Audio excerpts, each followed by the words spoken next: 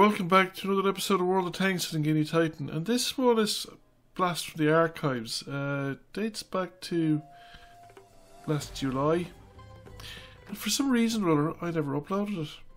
I've no idea why, because it's an Ace Tanker game, and normally I upload Ace Tanker games with considerable clarity, so I don't get too many of them. So there must have been a lot of excitement in that particular week. So we're on the Kraft Panther, we're on Halluff, and we're at tier 8 game, so it's tier 7 tank, so it's not too bad. Not the worst possible matchmaking, although not necessarily the best match for the Kraft Panther. So off we go, because kind of heavy tank corner, I generally take everything to heavy tank corners, the northwestern corner nowadays. It's what all the good gamers do, and I mean, I'm serious, it's what all the really good gamers, they take everything up here, light tanks, heavy tanks, medium tanks, and the reason they do it a lot of the time, of course, is they're actually good enough to get away with it. So if you don't kind of push your comfort zone, you're never going to kind of improve. So I've started taking tanks up here, pretty much everything up here, to varying degrees of success. Now, there are certain things I wouldn't take up here. I wouldn't take tanks like Nashorns or what's the one above it?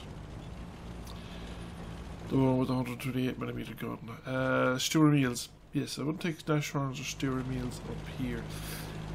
Or maybe a Churchill gun carriages, things like that. Mostly because this is a place where you want to leave in a hurry. I mean, yes, it's great heavy tank country, but if things go wrong, you want to be able to leave in a hurry, and those kind of tanks generally can't. So I'd actually be inclined to put a Nashorn down there where that heavy tank is an F2, on the hope that if the enemy are actually successful, if the enemy were successful up here, you can shoot them as they come across.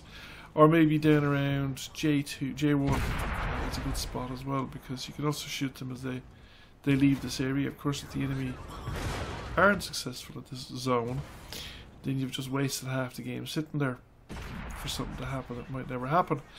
But on the other hand, if you're down on the ridgeline, unless there's nobody else on the ridgeline, although, you know, we could probably have done with a tank around J6. Those lights wouldn't be getting away with what they're getting away with.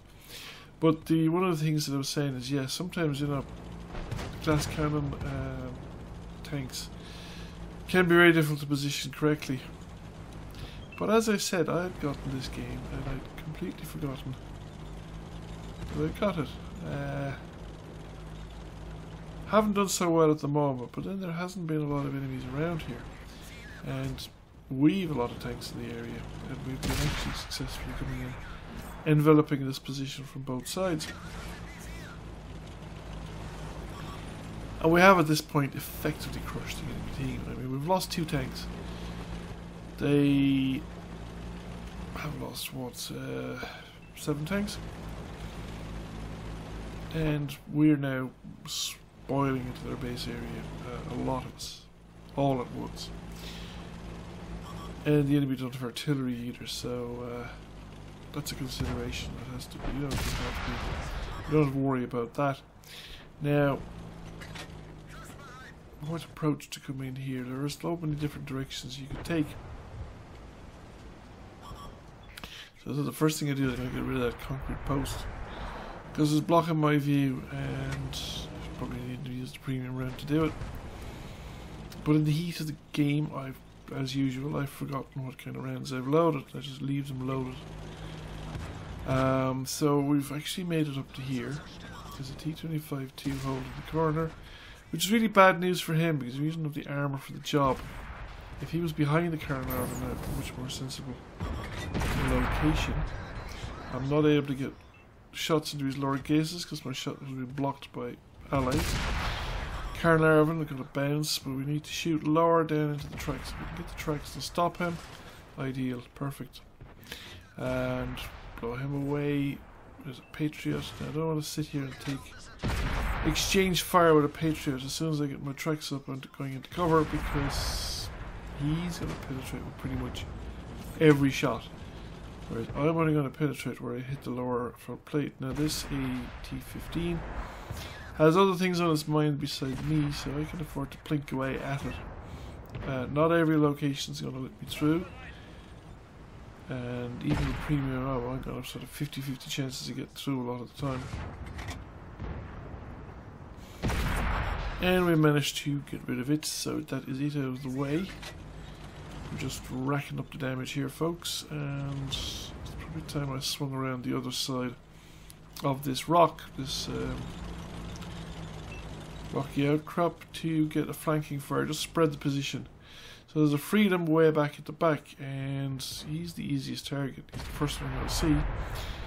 So I might as well put him under fire because, first of all, he's not able to sit still and snipe away into the combat, which is a benefit to the rest of our team. This is the Patriot that was nearby, because I knocked a lot of damage out of me earlier on. And we've managed to nail him now. Shoot the other guy far away and killed so many of us here. Again, he didn't have a lot of chance, and we only lost 6 tanks overall in that flare up. And I think a lot of the late casualties occurred because people were just competing for damage and just taking risks. So this is far back enough that I actually had premium time. Got an ace tanker. 4 destroyed, over 1600 damage.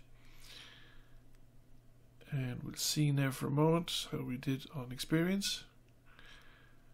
We came number 2 by experience after that ISM. That's an amazing score, nearly 5,500 damage.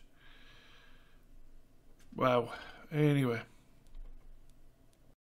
Thank you for watching. I hope you enjoyed the video. If you did, please press like, comment, share. It really helps the channel out. And if you have not already done so, please subscribe to the channel. I will catch you all again soon. Bye for now.